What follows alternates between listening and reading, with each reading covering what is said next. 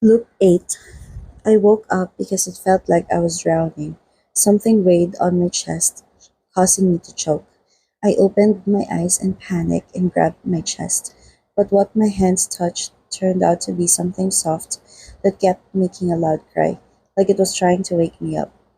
Damn you, the cat. I was so terrified. Zebra, a pure white Persian cat, looked at me with satisfaction when it saw that I had woken up. It groaned again and stomped on my chest a few times before jumping out of bed. I sat up, raised my hands to rub my messy hair, and looked around the place I was sleeping in. This was the bedroom in the condominium I temporarily rented while I was training as an emergency medicine physician. My room was probably no different from other normal single men's rooms. The things in the room were not organized very well. There were heaps of clothes that had just been jumbled together in the corner of the room. I stared blankly at the Rilakuma patterned blanket, feeling like I was forgetting something. Tol! I suddenly cried out in startling zebra so bad that it turned to me. I dashed my hand through the headboard to find my phone and then held it up to check the date and time. It was now 8:32 on the 17th of March. I really went back in time. I looked at the date on the phone in disbelief. This proved that my theory was correct. Wherever I fell asleep, I would wake up in the same place, but back to the moment I was last awake in that place. But there was one strange thing. I woke up temporarily, forgetting about the situation, unlike other times where I recalled everything as soon as I woke up.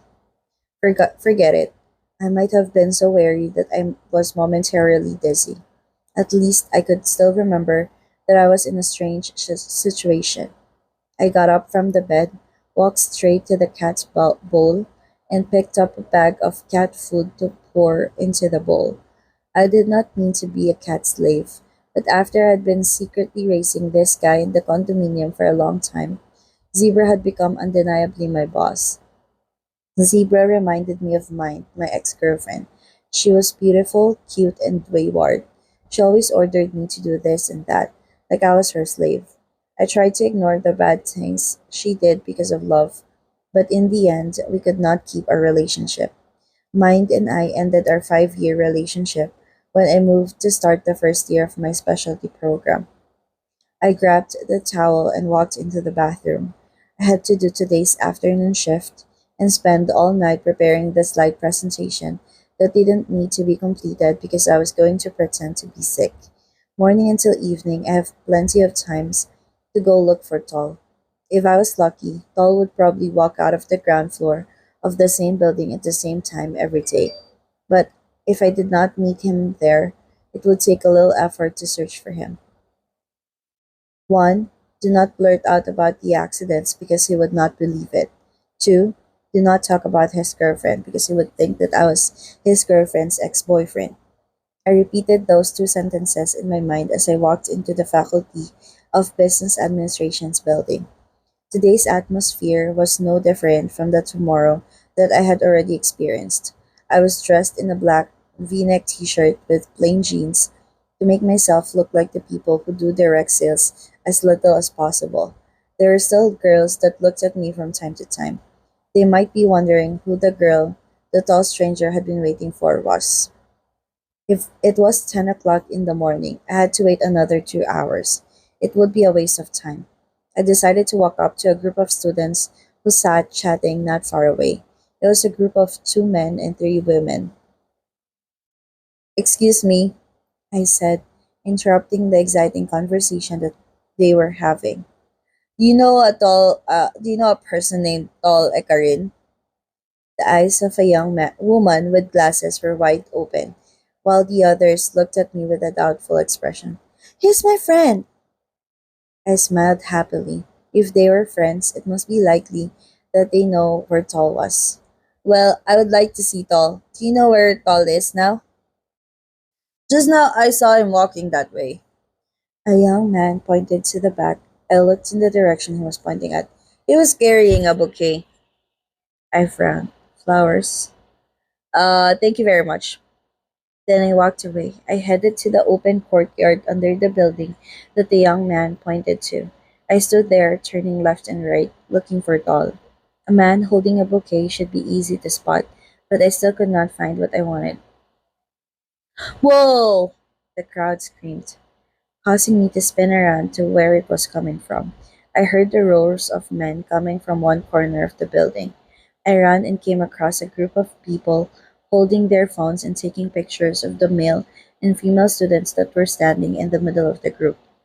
That pretty looking girl was holding a huge bouquet of roses, shyly twisting, while the man stood and looked at her, smiling. I looked at the scene in front of me in shock. He has asked her to be his girlfriend! Those following behind whispered excitedly. Who is this woman?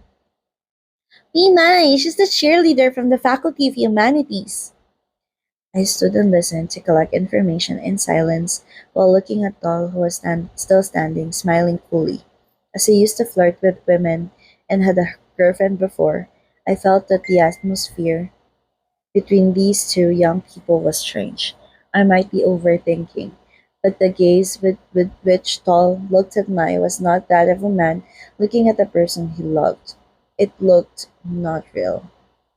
Thank you, Mai said. Her bright face blushed. It's suitable for a beautiful person like you. Kids these days could say these cheesy things with a straight face like that. I turned around and walked out of the area.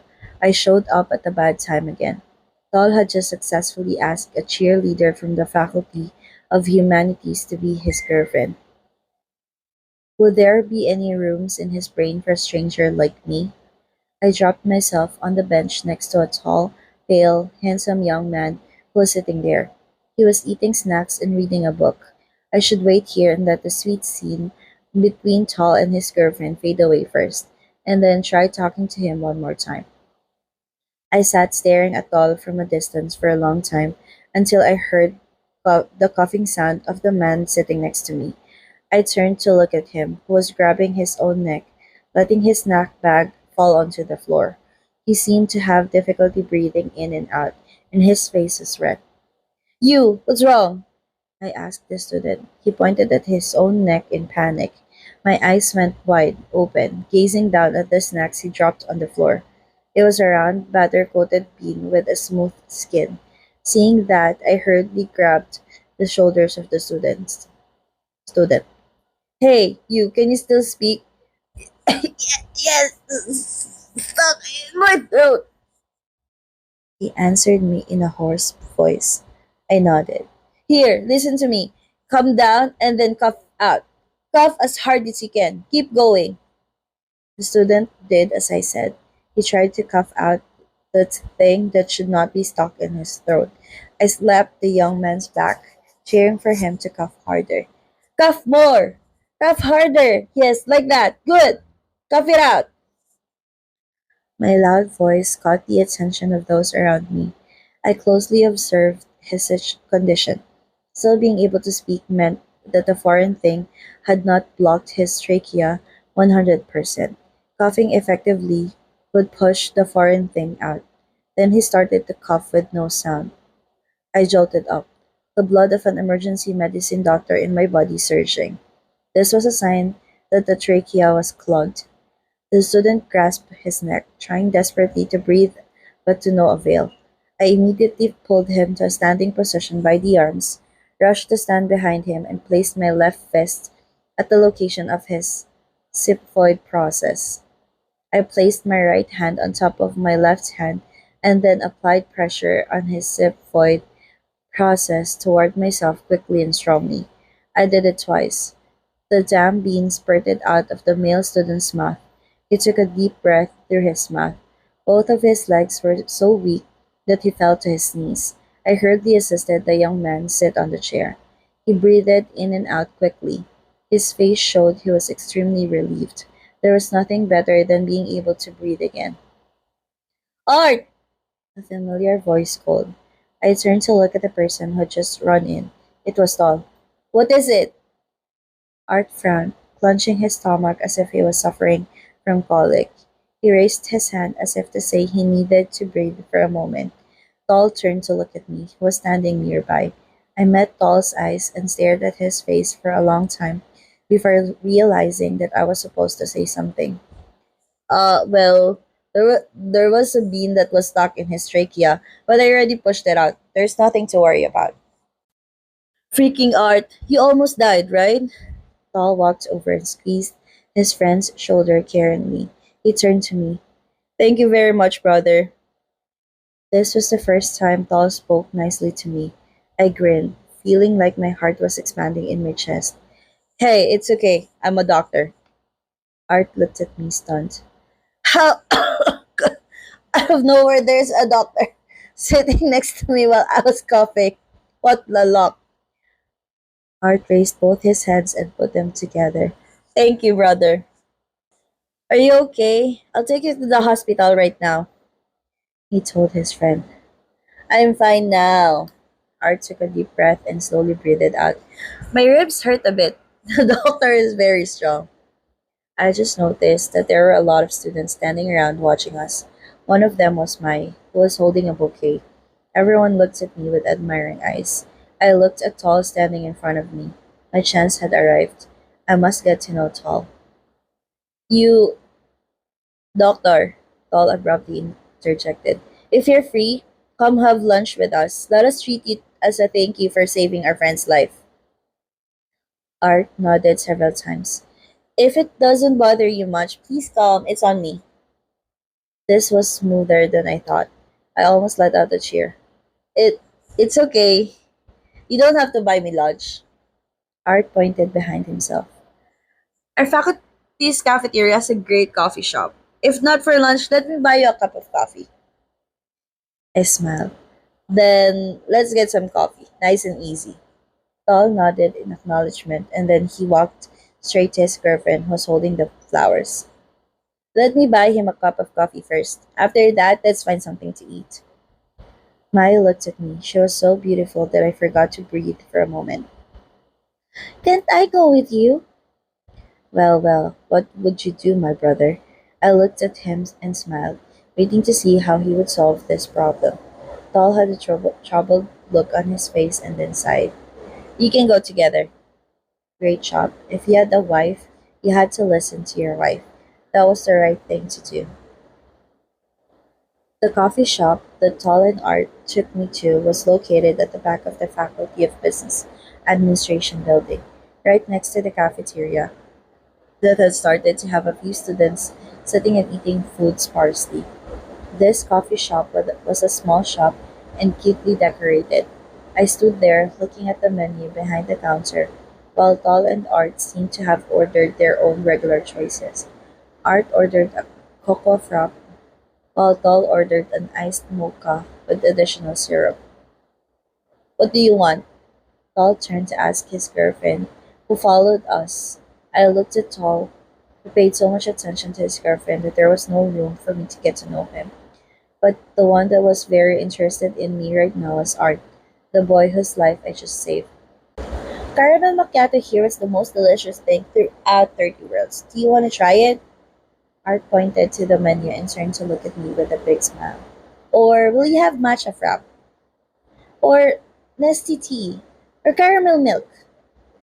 The female staff began to laugh at Art's gesture toward me. Espresso, one additional shot, no sugar. Dr. Tin was a tough guy when it came to coffee. Thanks to 6 years of studying medicine, 3 years of working to repay the scholarship, and being in the third year of a specialty program, any caffeine in the world could never affect my body anymore. Art made a wry face after hearing my choice. So, doctor, which hospital are you from? I'm an ER doctor, I replied. Tall turned to look at me, staring to show an interest in me. Art opened his eyes wide.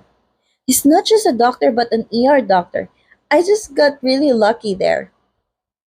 Art told Tall excitedly and turned to me. What's your name? I smiled at the corner of my mouth, looking at Tall who was looking at me. Remember this name well, kiddo. My name is Tin. Tall and Art nodded while Mai walked around, finding where to sit. showing no interest at all. I was so glad I had come this far. I could say that Tall and I already knew each other now. I had to tell him to be careful and not to drive tonight. Nong Tall, I called his name. Tall raised his eyebrow, while his face was as confused as it could be. I wondered if I did something wrong, until Art said something. Have you known Tall before? Shit, no one had told me Tall's name yet. Uh, it was like the air between me and Tall was getting heavier somehow. Well, I know him from my female friends. They'll gossip about anyone who's handsome or famous, and Tall was one of them. That's why I know his name. That's right. He's a net idol. Everyone knows him. Art did not seem to have any problems with my stupid excuse. Paul's face did not have any expression, but at least he did not look as suspicious as when I accidentally said his name. Silly Tin, where did all your consciousness go? What were you doing around here? Art was still the one who kept asking me. I wished Paul was interested in me as much as Art. I came to look for an acquaintance. I don't know how to contact him. Who? If we know him, we'll help you find him.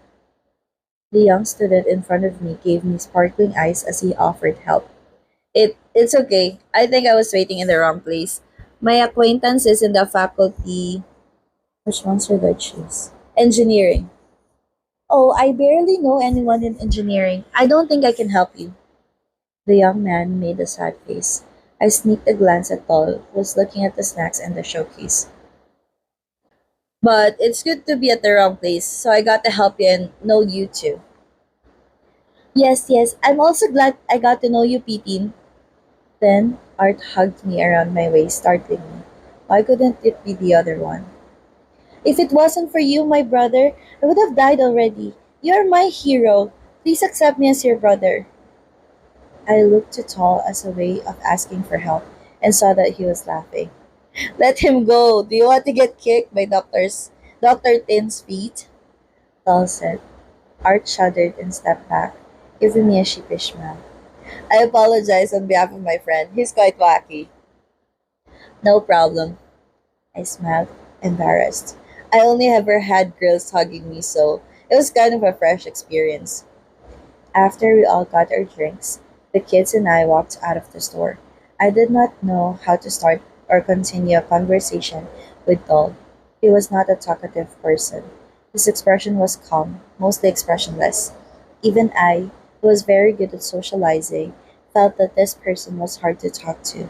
If I switched to Dol with Art by now, he probably already believed me and was not going to leave his house during tomorrow night for sure. Would you like to eat tom yum noodles behind our university?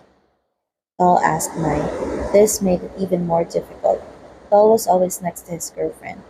How could I get close to him and build intimacy between us?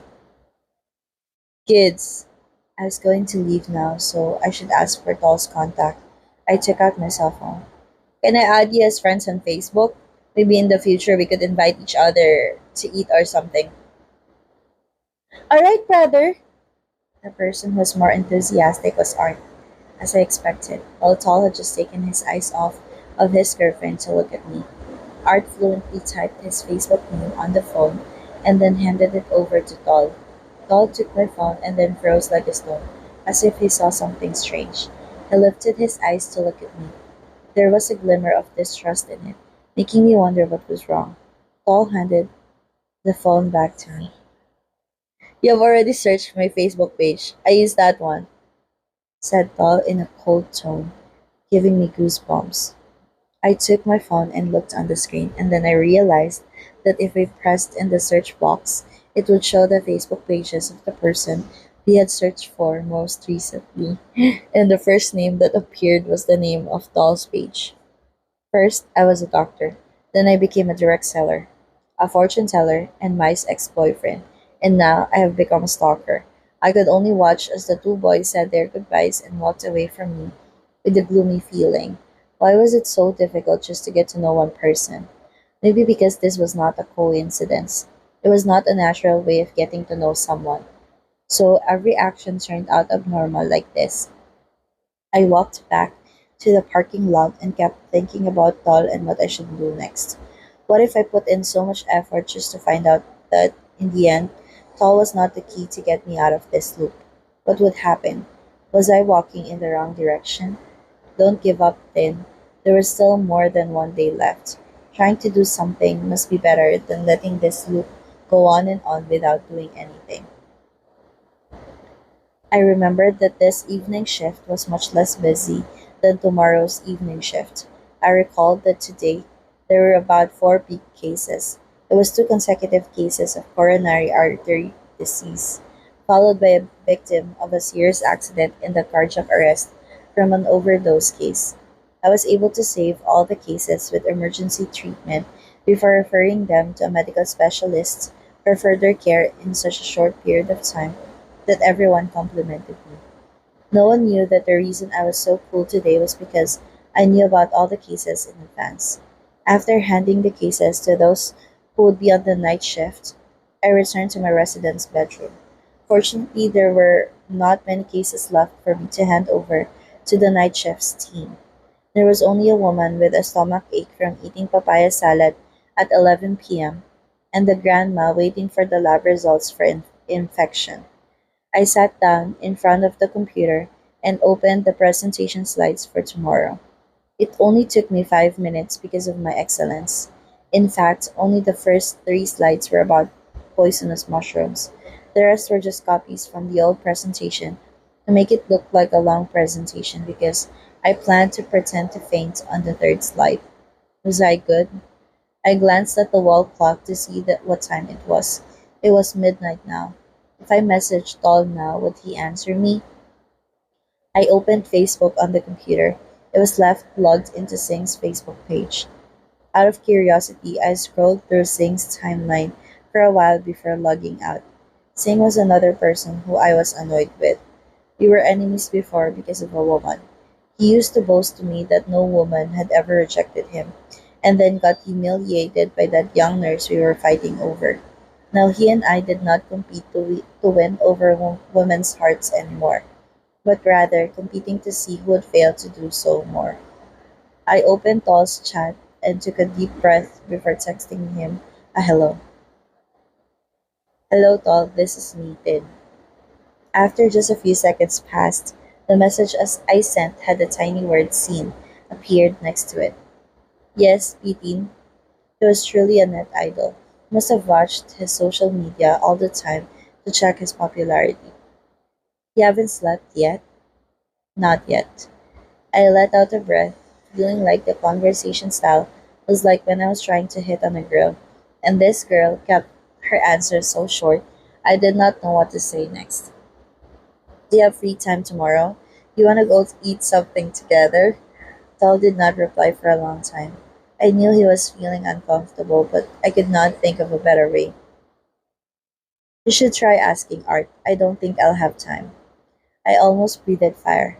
Why did you play hard to get like this, brother? I massaged my temples, trying to stop myself from typing.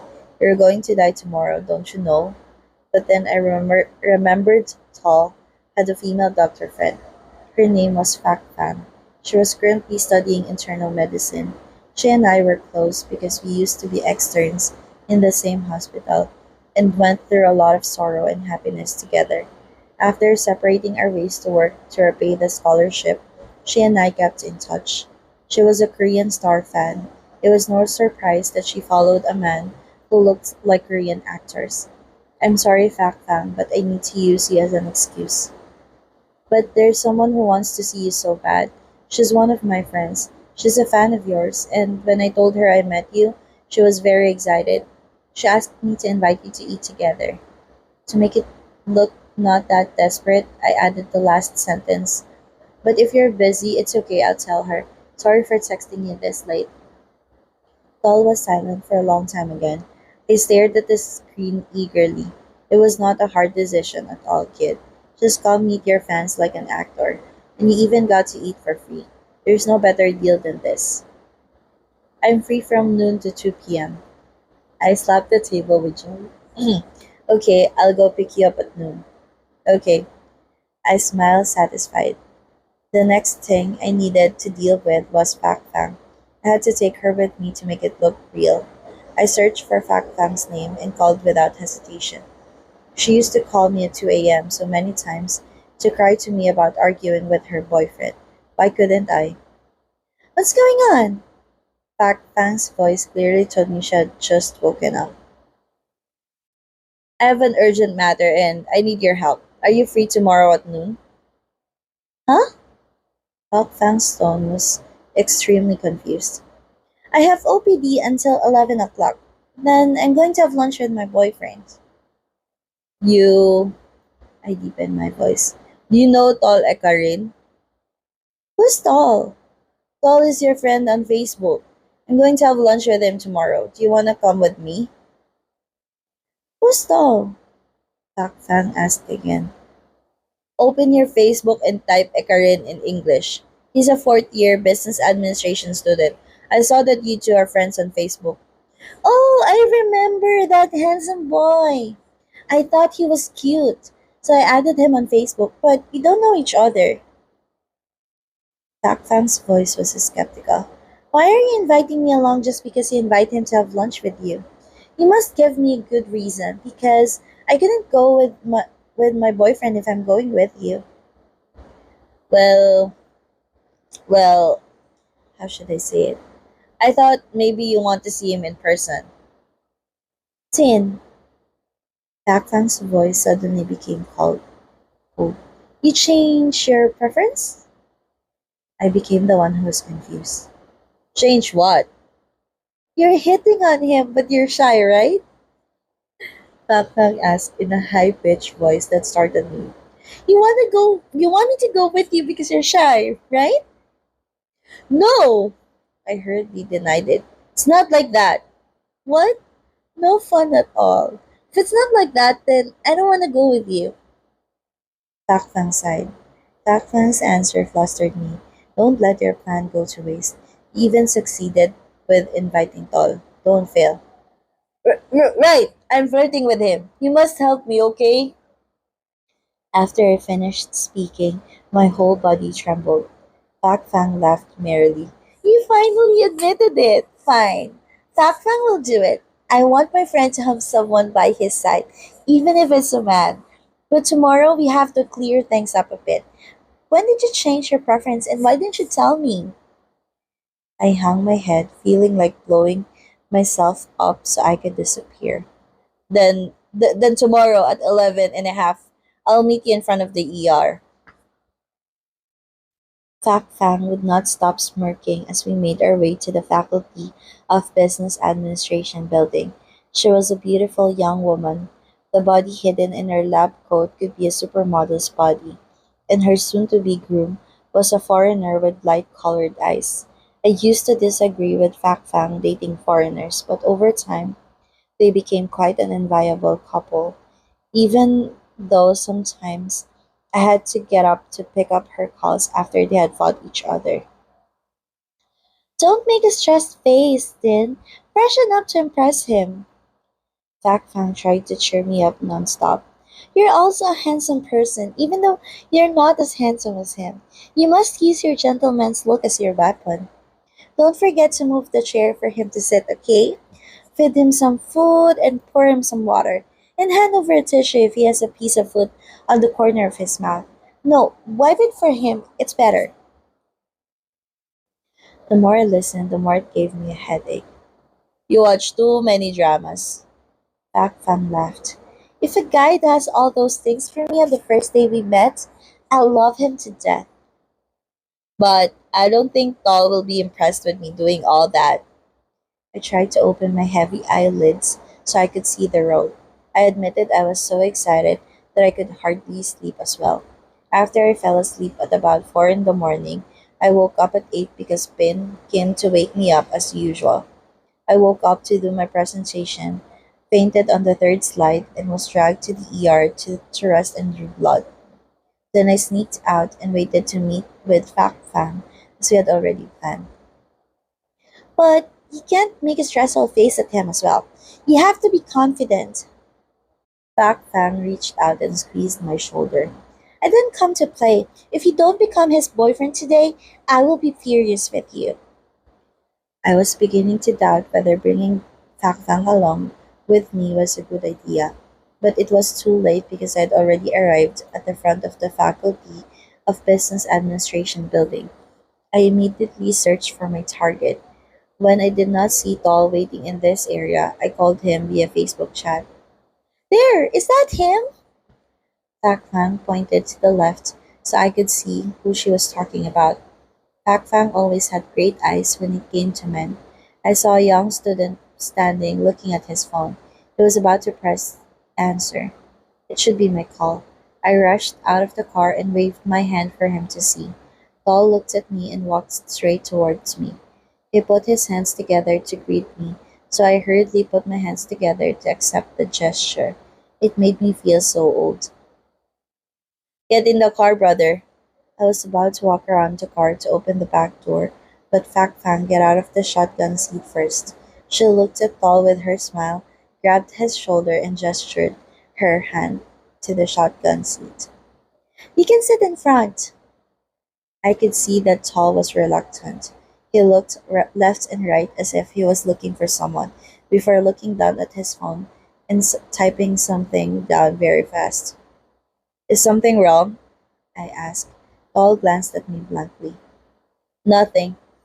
Tall looked worried. He sighed slightly before turning to ask me, would you like me to sit in the front? Yes, I'll sit behind. I like a spacious seat. Tak Fang replied instead of me and then opened the back door before quickly throwing herself into the seat. Tall went into the passenger seat next to the driver as I walked around the car and got into the driver's seat. Tak Fang popped her head between the two of us and spoke in a cheerful tone. My name is Fakbang. I'm a friend of Tin and a doctor. Tall turned to look at Fak Fang with a panicked expression on his face. My name is Tall. Fak Fang laughed. I knew you already. I also followed your Facebook page. I sighed with relief. Talking like this seemed more like a fan meeting her idol. My only fear was that Fak Fang would blurt out the fact that I told her I was going to hit on Tall. If that happened, there was probably only one solution, which was to go back to sleep and wake up again. But I did not want to go back anymore. Time in this loop flowed the same as real time. It was like torture, having to experience the same things repeatedly.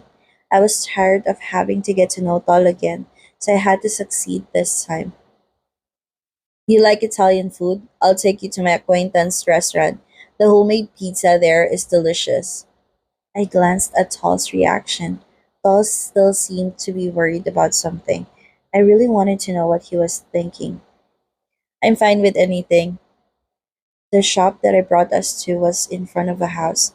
It was a shop that had a vintage vibe mixed with balsam music. Tables and seats were arranged in a glass room with air conditioners to keep the room cool. A lot of people gathered here and occupied almost all the seats, but fortunately, I called to reserve a table in advance so I could lead Dol and Fak Fang to the only empty table inside. I did not pull out the chair for Dol to sit in as Fak Fang expected me to do because it would look too weird. Fak Fang stared at me in disapproval. I sat down and handed the menu to Tall. I saw him put his phone on the table and looked at the screen, almost as if waiting for something. When the phone vibrated, he immediately picked it up and bowed to me a little as if he was asking me to go outside to answer the phone. I looked after Tall. Dragging him out while he was busy with something made me feel a little guilty. I think the kid's being shy. Pac Fam continued to create an imaginary scene. Pretending to be busy because he's nervous around you. That's not it. I looked at Paul, who was standing outside the door of the shop, talking on the phone with a serious expression. I furrowed my brows. Doubts began to build slowly in my mind. You order food first. I'll come back in a moment. Okay, then I'll order for everyone. Pak Fang picked up the menu and looked at it as I walked outside. I stood there staring at the boy who stood with his back turned to me, talking on the phone in a serious tone. You have to make it clear with him. No, he doesn't have the right to mess with Mai anymore. Mai could just tell me who it is. Why? Are you afraid that I'm going to do something to him? If you're still worried about him, there's nothing to talk about anymore. Paul said angrily to the person on the other side of the call before ending it. He looked up at the sky and let out a long sigh before turning to where I was standing. He looked a little shocked when he saw I was standing in front of the door. Uh, I believe I just heard something that I should not have. Paul had a fight with Mai on the second day of dating. Incredible. I just want to ask you if you have any troubles. If you want to go back, just tell me. Paul used the back of his hand to wipe the tip of his nose. His gaze that looked at me was many times more frightening than before because of the frustration that had arisen after the conversation with Mai a while ago. Nothing. I'll go take care of it after I finish eating. Saul walked past me straight to the glass door before opening it and walked into the shop. He left me standing there dumbfounded. Saul was having some problems. Could it possibly be more than just an accident? I went back to sit at the table with Fak Fang and Tall. Fak Fang began to ask Tall many questions and then tried to let me continue with the conversation, even if he was a bit of a perverse person. But I had to admit that his manner was quite good. He tried not to show his upsetting mood to the person who paid for his meal. I sat and listened to Tall telling Fak Fang about the subjects he studied while looking at him with concern. The image that swirled in my head now was that of Tall's blood-stained face with a breathing tube in his mouth. His beautiful eyes would be closed, never to be opened again. Then the pair of beautiful eyes looked into mine. I had to hurriedly look down at the pizza that was being served in front of me. Pak Fang watched my reaction and smiled. I knew what you were thinking, stupid Fang. I drove back to Tall's faculty to drop him there at exactly 2 p.m. Exactly. There were not many changes in my relationship with Tall, but I was confident that if I gave him any warning, he would listen to me to some extent. After the sound of the car door closing, I watched him quietly walk into the faculty building. Pak Fang moved to sit in the shotgun seat instead of Tall and looked at me with a dissatisfied look on her face. It's not fun at all. Why don't you tell him you like him? I set it up for you so many times that I didn't know what to do next. I told him that you want to study ER because you want to save lives and that you used to rush to the middle of a street to pump a patient's heart. But you wouldn't cooperate at all, only kept looking at him woefully. What did you think will happen? Pak Fang fastened her seatbelt furiously. I won't come with you next time. I did not take Fak Fang's anger personally because she herself did not know the real story behind. I drove out of the faculty building and headed to the direction of the Faculty of Medicine, which was the location of the university hospital. I listened to the complaints of Fak Fang like I was listening to the sound of the winds. What I was worried about was the thing that would happen after this. There were 2 hours left before I had to do my evening shift, and about 10 hours before the accident happened. What else could I do? I dropped Fak Fang at the front of the ER because she had to hurry to check the patients in the afternoon. After that, I drove around in the parking lot that was always full, trying to find a free slot.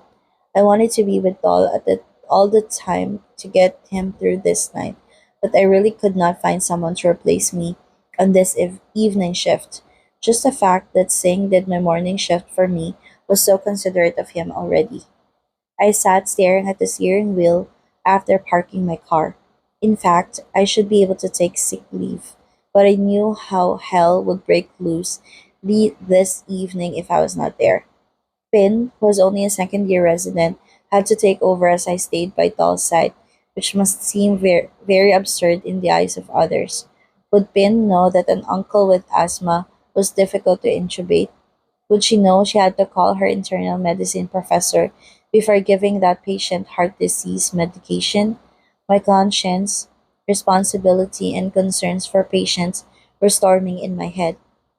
It was not because Pin and Gap were not good at what they did, but chaos had caused a lot of great doctors to make wrong choices. All survived because I was with him during that time.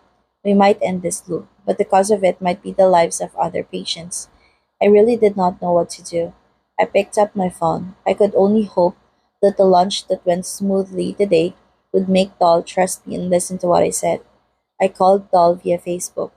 The ringing sound rang for a long time until it was cut off because no one answered the call. Doll might already be in his class. I quickly typed into Doll's chat, "If you're free, please call me back."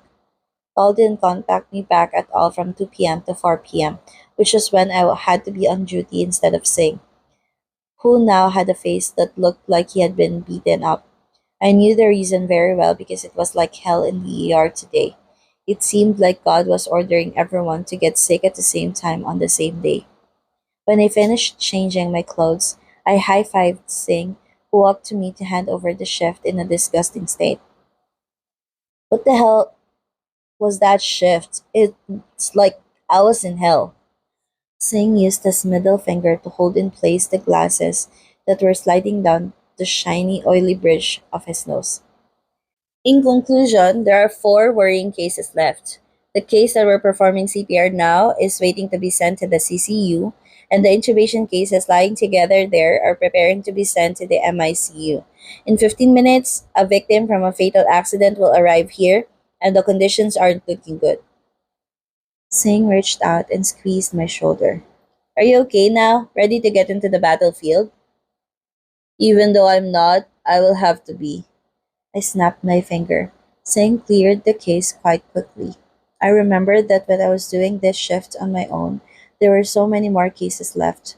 He deserved to be called the best student in our class and to become a medical doctor this year. Next year. Okay, I'll leave then. Suddenly, Singh leaned toward me with a serious expression. Don't overwork my pin in this shift, okay? I looked at him with the corner of my eyes, giving him an annoyed face. When did Pin become yours? Stop living in your own head. Get her to like you back first. Singh arranged his glasses again, with his eyes stuck on Pin, who was walking toward the new patient in a wheelchair. If you want to repay me for doing your shift, then take good care of Pin, and tell her I care about her. Who is going to say that for you? Just hearing it makes me want to puke. I kicked Singh's cuff softly to tell him to go now. Get out of here already. Other people are working. Singh saluted me and walked out of the emergency room. Singh had been trying to flirt with Pin for a while now. I did not want to hurt his heart, but if there was an appropriate moment, I would tell him that Pin had already given her heart to Gap, the first year resident. He really lived up to his title as the god of being rejected by women. I picked up my phone and checked again. There was still no reply from Doll. A feeling of concern crept up in my heart. I looked around the emergency room, and when I was sure that I could disappear for a while, I walked into the bathroom behind the nurse's counter. I called Art, and within just a few rings, someone picked up the call. Hello, doctor. Art's tone sounded enthusiastic. Art, I hurriedly said what I wanted. Is Doll with you right now? No, he's not with me. I'm walking back to my dormitory. He won't pick up your call?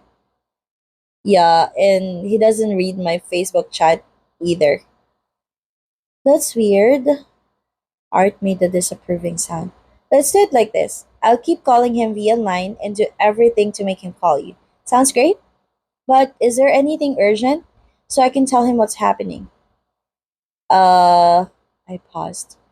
It's about. I want to warn him about an accident that could happen tonight. Huh?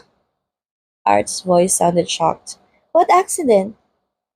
Well, I'm on duty, and it's not very safe to go out late at night right now. There have been so many serious accident cases that I'm quite scared. I knew it sounded crazy, but it was better than saying nothing. I'm worried about you guys, so I want to call you to warn you both. Don't leave your house tonight. Anyway, Please tell Tall and send Tall's number to me so I could also call him myself. Oh, that sounds scary. I promise I won't go out late at night. I'll send you Tall's number. Art seemed to believe me completely. Why was Art so much easier to talk to than Tall? I wanted to wait for Art to call back to confirm that Tall had received the warning, but with my obligations waiting outside, I had to hurry and get back there. When I went back to the emergency room, the apocalypse began. Luckily, I could remember what the cases were because all the cases were those that I had already experienced. They even shocked one of the nurses because I ordered her to draw the uncle's blood without even examining his body because I already knew that this uncle had ascending cholangitis. Time flew by so fast that I did not have time to check my phone at all. It was already 9:30 when I had time to catch a breath. Finn came out of the dining room, ran to me, and tapped on my arm. I finished eating. BT, you can go and eat now. I'll watch over the shift for you. This was the time I had been waiting for. I turned to thank Pin and headed toward the dining room. The prepared food for the shift was placed on the table in a familiar location. I sat down on the chair. The drowsiness began to attack me, but no matter how sleepy I was, I could not sleep. Otherwise, what I had been doing would be wasted, and I would wake up in the night that Chal had never known me. Then he would be wheeled into the ER as a lifeless body. I picked up my phone and saw that there was a message from Art sent. I immediately opened it. Doctor, Tall's quite busy, so he didn't call you back, but I already told him. Now just sleep at home. I'm afraid to go. Right, that's the way to go. The person who absolutely would not die was Art, but I was still concerned about Tall. I scooped rice into my mouth. The taste of the hospital food used to be bad, but now it is many times worse. I slammed the spoon into the plate after having eaten only 3 mouthfuls of food. I glanced at the clock that told me it was 9:40. Within the next 10 minutes, Aim, the hot-tempered ear nurse, would come to find me in this room. My heart beat uncontrollably. The time was getting closer and closer. I tried to call Tall, but he did not answer my calls as usual. I called him of 5 calls before putting the phone back into my pocket, discouraged. I walked out of the dining room and met Aim walking toward the dining room. She was about to complain, but I raised my hand to stop her from saying anything and continued walking with a serious expression on my face. The uncle with asthma had been taken into the ER already. One, one of the externs, was running toward him to initially assess the patient's conditions. I walked straight to one. You have to intubate this case. 3 doses of inhalers won't help. Have Pin or Gap come and help because it will be a tough case to intubate. You need to push down the trachea a lot to be able to see it. As soon as I finished giving instructions, I patted one's shoulder, who had a shocked expression on his face. I walked to the emergency room door and looked up at the wall clock. In my mind, I prayed Tall would never come to me in that condition ever again, and prayed that he would never die in front of me again. I definitely could not take it. The next thing I heard was a loud siren coming from far away. I stumbled into the autopsy room after the officers allowed me to get in the room. This was not the first time I had been here. I often came to the forensic department to get the autopsy results of a deceased patient from the ER to use in a case discussion with my professors and other residents. I went straight into the quiet room. It was cold and suffocating. Iron beds were arranged in the middle of the room. I walked past 2 lifeless bodies, trying not to look at them, and headed straight to my medical professor, with whom I had made an appointment with in advance. Dr. Banakit turned to me as he sat on the table, signing a medical certificate of death. In my opinion, he was a medical professor who had only begun teaching a few years ago and was one of the easiest professors to talk to. Fortunately, I had his contact number, and who he was the one who performed the autopsy this morning. Hi, kid. The teacher greeted me with a smile on his face. Your very face says it all. Hello, professor. I put my hand together to greet him before breathing out a sigh. I haven't even slept yet. Yeah, I think so. The young professor stood up. Sit and wait for a moment. I'm going to take care of the corpse over there first. The resident's been waiting to consult me for a while now. Then he rushed to the iron bed in the middle of the room where a forensics resident was standing, waiting. I sat down on the cold steel chair and staring out at the door of the room. I went insane last night after seeing Tall being wheeled into the emergency room in the same state that I had seen before. The word heartbreak would be too soft to describe what had happened.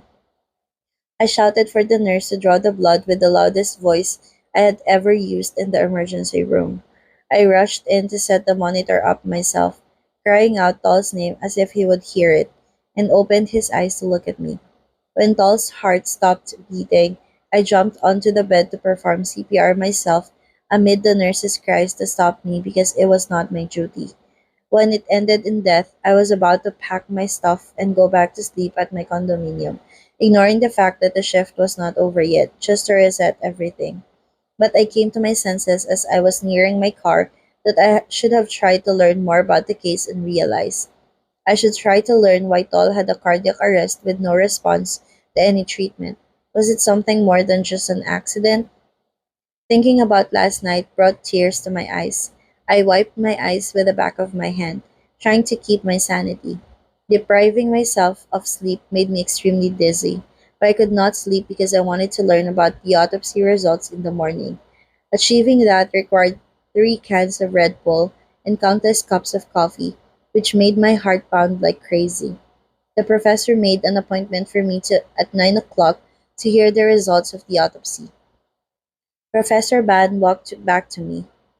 You're lucky you called me in advance in the morning. So I did the autopsy of the university student first.